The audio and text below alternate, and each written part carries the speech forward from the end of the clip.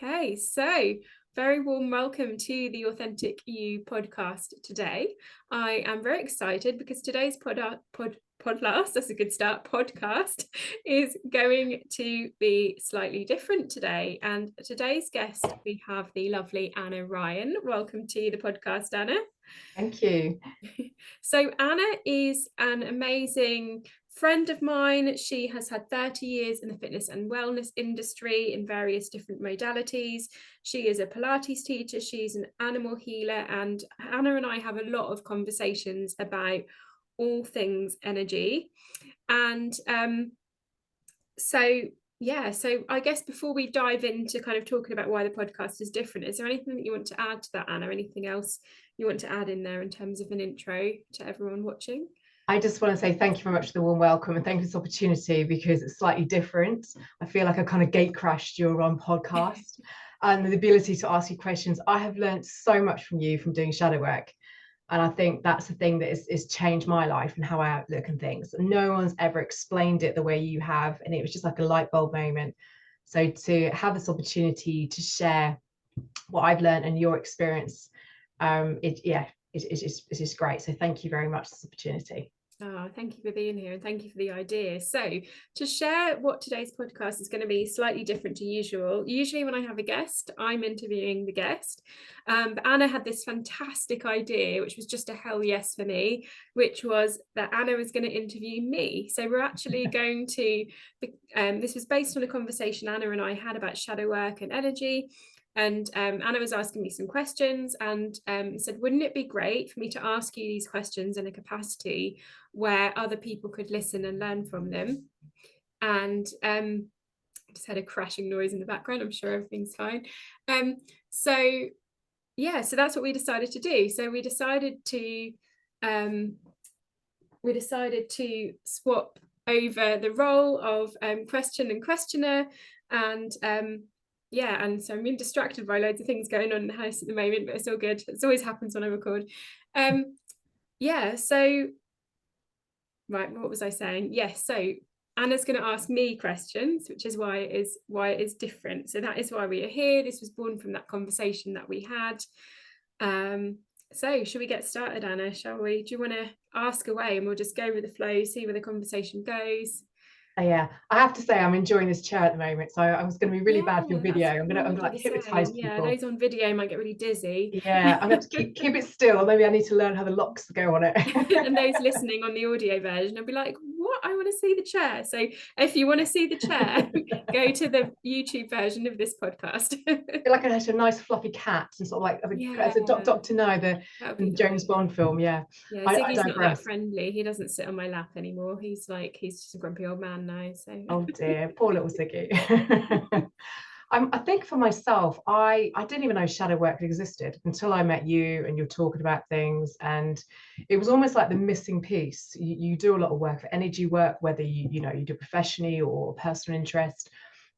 And when you explained that, I was like, oh, and then sort of did more of your work and just chatted to you. It was great. So the thing I'm really fascinated to know about is how, because obviously you helped me and you helped lots of other people. How did you get into shadow work? It's kind of a thing you sort of go along, go, I'm going to study how to do shadow work. Like how did you get involved in it?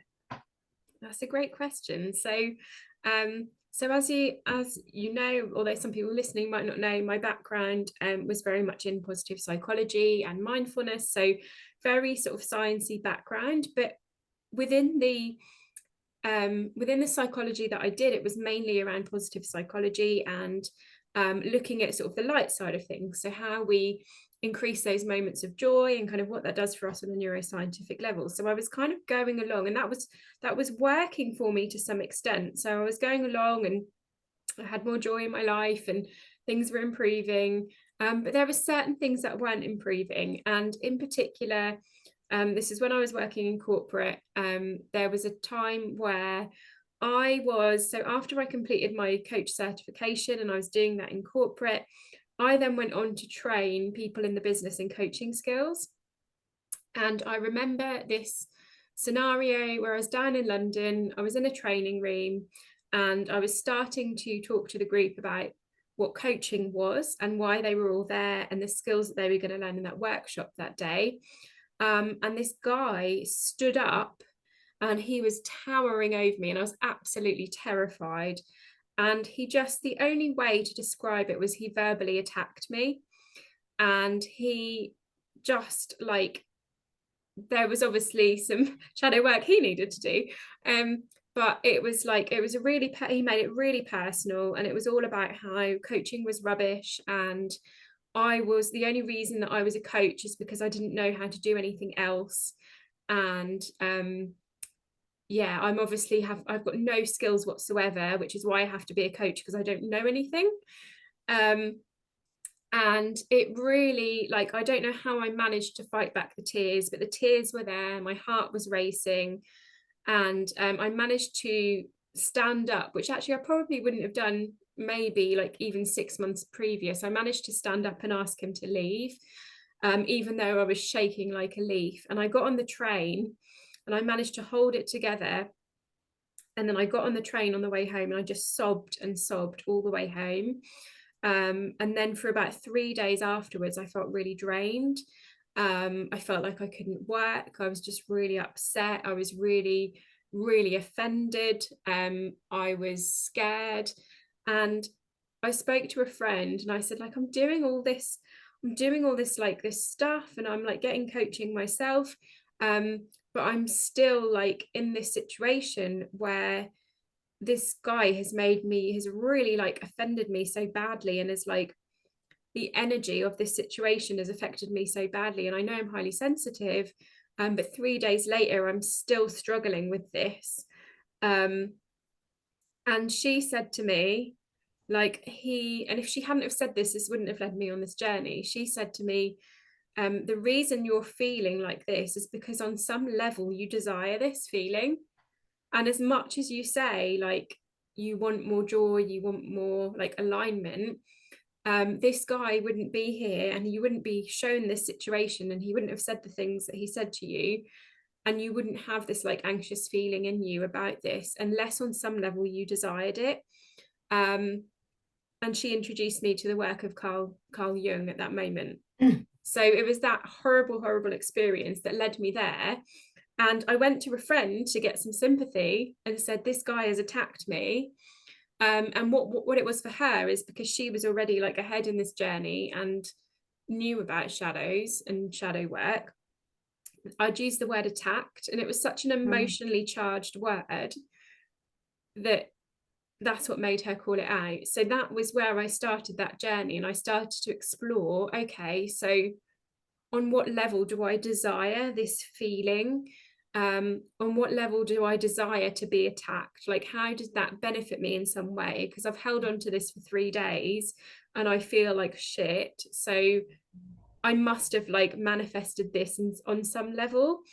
And on the surface, and when you look at this from like a mindset coach perspective, it would be, wouldn't it, like, oh, well, you don't want the anxiety, so like, are you going to get rid of that now? Are we going to like work towards getting rid of that now? And you just go yes, and you'd move on. But I knew I had to stop, and that wasn't from a place of unkindness. It was like, if I can really understand why these feelings are there and why like this strongly charged emotions of being attacked, like, if I could get behind why it's there and why on some level I want that, which sounded crazy, you know, I'm highly sensitive. Why would I want to be verbally attacked? But on some level I did. And by working through that, that's what cleared that feeling for me. That's what cleared that anxiety. And these situations moving forward are much less emotionally charged. So I could, you know, stand up for myself. Well, I didn't need to stand up for myself as much either, because I was working through stuff. I wasn't being brought as many dramas because my energy was less dramatic because I'd worked through it. So that's what led me to it, was that horrible experience I never want to repeat.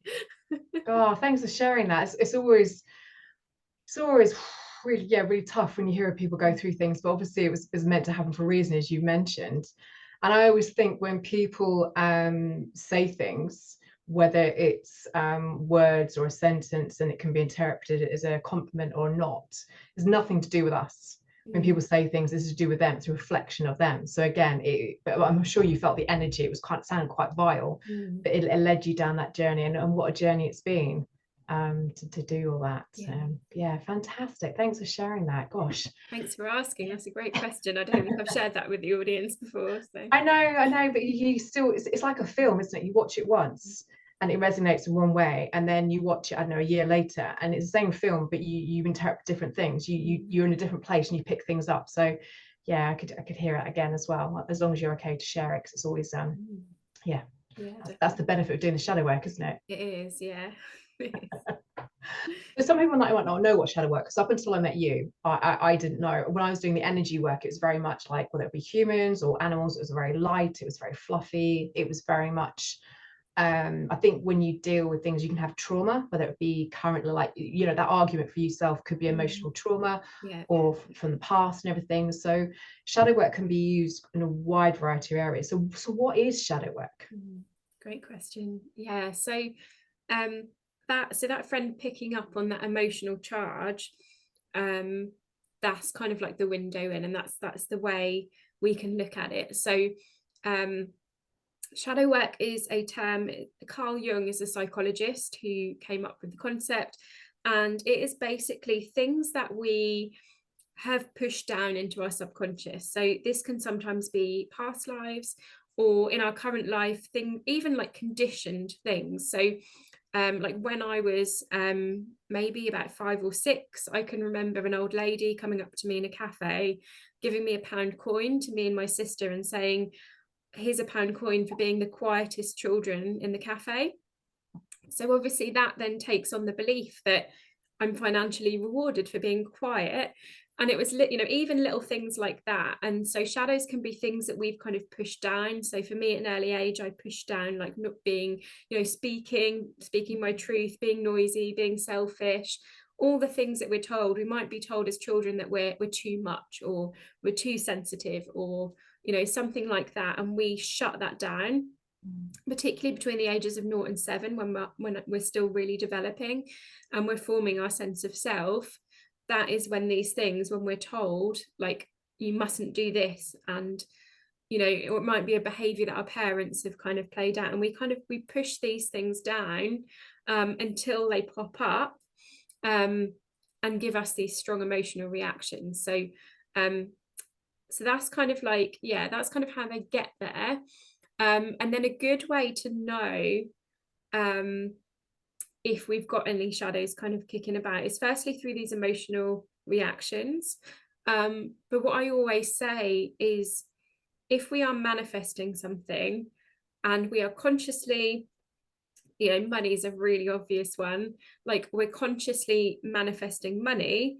This is like a really popular thing to do, money mindset and all of that. And we're only like, actually, this comes into universal laws here a little bit as well. So people only hear about the law of attraction and they think what you put out comes back, what you visualize comes to you. And it absolutely does, but we're not considering all of the other universal laws here, one of which is the law of polarity, which, within everything there is light and dark, there is good and bad, there is, there is this kind of polarity situation going on here. But what we're not considering in the law of attraction is the subconscious, and the subconscious is equally as relevant. So shadows are going to be things that exist on a vibrational level within our field, within our bodies. So if we are consciously, every morning we're getting up, we're doing our visualization, we've got our vision board, and we're like, why is this thing not coming? I'm manifesting. Then the likelihood is there's a shadow that's actually saying that thing's not safe to have. That thing is actually what we're really manifesting. If we could like get inside the subconscious mind and look, which actually one of my meditations that I do with clients, we actually do that and see what's in there, we might find actually there's something the opposite. What we really want is that amazing feeling of how good it feels to be in victim mode and not have any money, so that everyone can come and help us. Or, there's always some benefits of those. So that's, so they're things we've pushed down. They're things that we feel we don't desire, but on some level we really do. And this can come out, this can be really obvious when we're manifesting. It can be really obvious through those emotionally charged situations. So me using those words, this man verbally attacked me, you know, pretty strong charge. With that language, it can really help us to understand what shadows there are within us. Yes, gosh, so much came out. My head was buzzing. I need like a pen to write this all down, because I'm a non-specific manifestor like you, and I know I do a push me, pull me to the power of the be, whether you say the universe, you know, the source, or whatever it is above, you know, whatever you want to call it. But I'm like that. I'm like, ooh, I want to get fit, and then I'm like, ooh, but I want to have a lion, and it's like that push me, pull me. It's like, oh, I could do with losing a stone, but I'm gonna go and have cake with my friend, and it's nothing wrong with having those things, but it's like every day you're like, oh, are you, you know. I'm very, yeah, I'm very conscious of that. But I think the shadow work probably goes into journaling, which probably goes into what else we're going to talk about, and free writing, is the things you want, or you in your head, actually when you write, they're completely different, or they show the opposite. And I think you've taught me quite a lot about that. Like, I write something down to research the opposite of what that word means. It's fascinating. It's really subconsciously there's so much going on, and the mind is very, it's very simple, very complex. It's a bit like, I don't know why this even came into my mind the other day, and it's such a random thing, but I'm just going to mention it. And I can't remember, did I say this to you? I can't remember. It's almost like when I was learning about the Ice Age, I learned that the UK in the Ice Age, Scotland had loads of ice over it. And there was so much ice over Scotland that it all got really compressed and pushed down, and there was less ice over the rest of the UK. And as the Ice Age melted and all of that weight came off Scotland, it brought the mountains up with it. So that's why Scotland and like the top of the UK has more mountains and the bottom of the UK doesn't. And that is how I see like these polarities and see this shadow work. It's almost like because we get those beliefs, whether that's from past lives or early on in our life, when we push them down, we tell them ourselves they're not acceptable, that actually when we start to do the healing work and the ice melts, those shadows pop up, and that's why we get those like strong emotional reactions. Or people, like, we will be shown there was probably something about that guy who emotionally, like, verbally attacked me. There's probably something about him that I wanted. Like, I wanted that boldness to say, this is what I'm going to say, end of, sort of thing.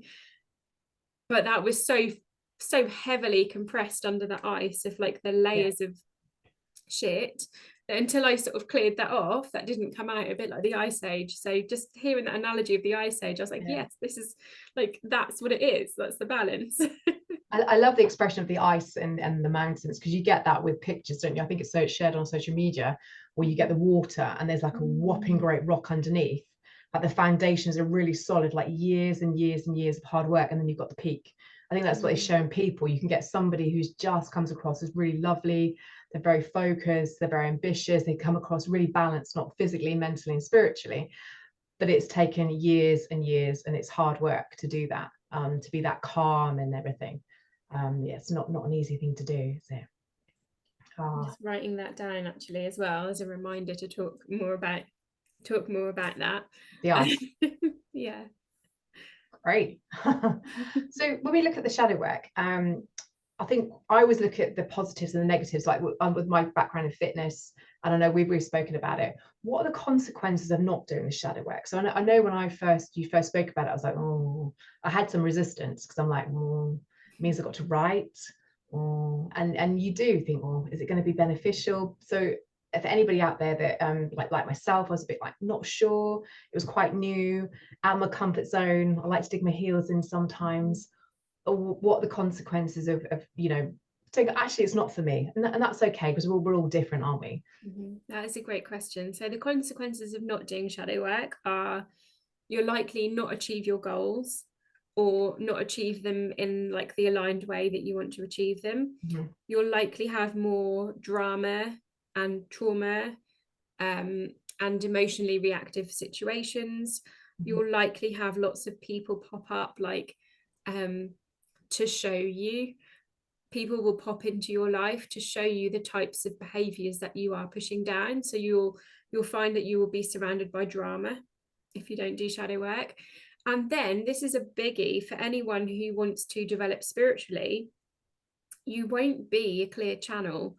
And this is like the massive I can't think what the word is, the massive, like the wool over the eyes in the spiritual community.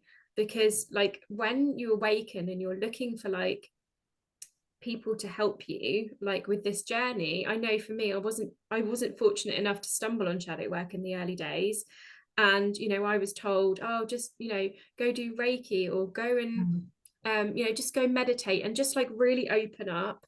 And that's actually quite damaging. And if we've got, and actually the way to the light isn't through the light, the way to the light is through the dark. So if we don't do shadow work, there will be layers and layers of trauma and heavy, dense energy in our bodies, which firstly is really dangerous on an energetic level, because if we're going out there and saying, hey, energy, whoever you are, come in, connect to me, and you've got these dense energies, those dense energies are going to match that vibration of the dark energies. And you're just going to have this like game of tennis with dark energies, is how I'm going to describe it. So there's firstly that. And secondly, for you to actually connect to your higher self and connect to source, and to get those insights and that intuition and those downloads, it's going to have to get through all those dense layers. And so you're not going to develop spiritually at all, really. You might feel like you are, because there might be some sort of dark energy you've attached to that's like telling you something, because it's connecting to your dark energy. But actually the true way to your higher self and to source and to get those messages and downloads and insights is to be clear. And the way through, the way to being clear is by doing shadow work. Yeah. I think my point of view, and I'm so glad you mentioned it, and just with all my questions I had with when I sort of started it, is I'm less frustrated. As a child, I'd pick up on things, but I never knew what they were. So a person would say something, but the body language was something else, and my gut was telling me something completely different, and I got very frustrated. And now I realize that a lot of the shadow work I do, I understand things, especially when working with animals. You can't, you might have had I don't know, someone try and hit you, well, not on purpose, but that kind of come around the corner really fast, and it's like you had to slam on the brakes, and your blood pressure's up, you're like, that could have been an accident. And then you go and see an animal, the animal will pick up on that.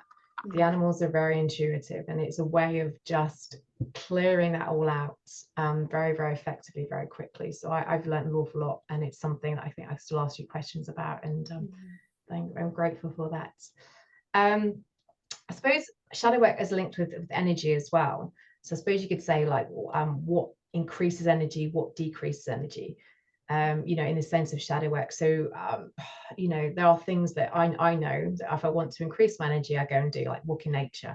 And there are things that I know that if I want to decrease energy, just watch the news or look at a newspaper. That's kind of linked to shadow work as well, isn't it? Yeah, that's a great question. So yeah, there are things, so we can look at it from a vibrational level. And I'm totally with you there. Like watching the news is a no-go for me, because that just brings me right down. And walking in nature increases. So how shadow work fits with that, how would I describe that? So because we're just we're clearing layers of density within us. So we, like, our traumas, our fears, like all of those things kind of exist in us on a vibrational level. So that keeps us really dense and dark. And this is why, like, those listening, and I'm sure you resonate with this, Anna, as well, like once you've done the inner work and you've cleared those layers, and you go somewhere where there are, and no judgment for this, everyone's on their own journey, but you go somewhere where there's a lot of people who haven't done the inner work, you'll feel those dark, dense energies in them even more. And that's really hard, and it can feel a bit lonely sometimes, because you start to feel like you can't go and do the things you used to do, and it's just because you're awakening and you're feeling these denser energies. It doesn't mean there's anything wrong with you. I know for a lot of years I was like constantly trying to heal anxiety that actually wasn't even mine. it was just what I was picking up from everyone else, because I was really sensitive. I was picking up that density. Yeah. So yeah, so shadow work, because we're clearing those layers, what we're actually doing is we are connecting into source. So the more we clear those layers, the clearer our connection is to like our soul and into source. And so the more shadow work that we do, the more we kind of, you can almost think of it as like we're almost like scooping out that yuckiness, and it's clearing that way through. So it is so you'll probably find, and this is why like people find when they do a lot of shadow work, then something that they've been trying to manifest drops in, because it's like just clears enough and just balances that energy for your vibration to increase, and it then becomes a vibrational match for that thing that you desire, and it drops in. Does that answer the question? I feel Yeah, like it does. I'm off a bit there. It's great. I think I've sort of done bits with you over the time, but I just thinking the other day, it'd be great just to ask you questions, because up until I met you, I didn't know anything about this, and it has helped me so much in just every part of my life, especially with the animals. The animals, they just pick up on things. You can't fool them. They know things. But yeah, I mean, I'm not a great person for journaling. The word journaling, like, ooh, it scares the heebie-jeebies at me. But if someone says to me, like, de-junk your head, you know, just get things out of your head, just write them down on paper. Yeah, I can do that. I can do that. Free writing, I love it. It's the words. But you've taught me just to write things down, look at things, and yeah. So thank you so much, Gemma. I know this is a little bit different to what you normally do, but I've learned so much from you, and I have kind of asked similar questions to this in the past, and I just wanted the opportunity. So hopefully there was someone else like myself out there that was looking for that missing sort of link to try and expand. And hopefully what I've learned, because there's very similar questions to what I asked you over the sort of weeks, if not months, I hope it helps someone else as well. So thank you very much for this opportunity again. Do you have any other questions for me, Anna? This is your opportunity to fire anything else my way. I don't think I do. I think literally I had a few more, but I think we've covered it. Not wanting to repeat ourselves. I asked what the shadow word looked like. You've covered that. You've covered an awful lot, Gemma, and thank you for sharing your personal experience as well, because I think it always helps to understand where people have come from and why they are doing what they want to do. But yeah, no, I'm all questioned out, which is quite unusual for me. So you can't be a guest on the podcast without getting away without being getting away without being asked. That sounds like a really complex way of saying it, but never mind. Maybe we can shadow work on my sentences. Without being asked the question that I ask all my guests, which is, if you were to have one tip for our listeners and viewers to be more authentically you, what would it be? I have to say, because I'm working with shadow work at the moment, is that is something that if I don't do it regularly, it creeps up. I find I'm a little bit grumpy, a little bit impatient, and I just write things out. If I get myself a bit short-tempered, or I'm just resistant to something, I write it down when I get a moment, and I go, why am I resistant? And it's normally for myself. I'm not drinking enough water. I put some food in my body which is not favoring me energetically wise, or at the moment the weather's awful, so it's really hard to get out. If I get outside in the nature, that's the thing. There's normally some things that I haven't done, or I've been too busy. So I'm just like constantly working, not having time to chill out. So there's normally the little culprits, but normally if I write it down, it's normally fear. A fear creeps in, whether it's procrastination, whether it's shiny syndrome.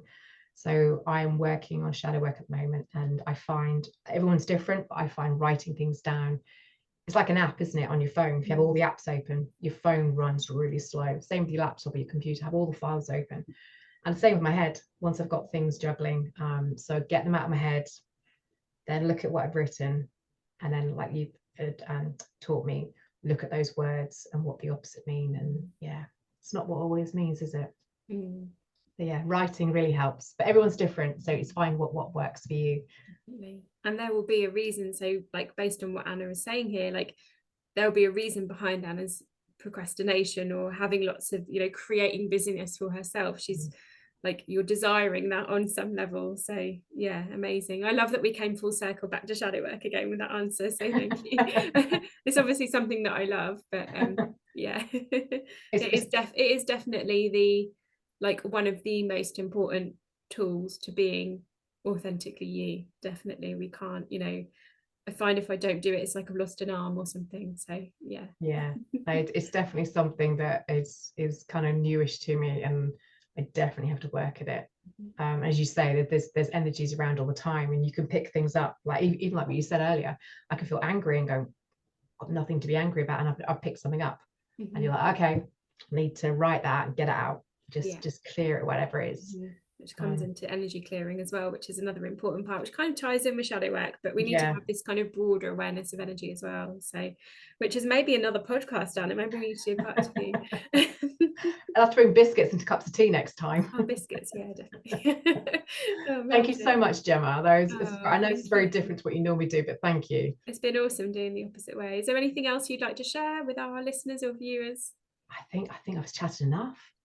Awesome. Yeah. Okay. Unless you're okay. Yeah, well, we'll leave it there. I'll pop Anna's details in the show notes if anyone would like to reach out to Anna, and we will leave it there. I will press stop. Thank you so much, Anna. Thank Bye, you. everyone.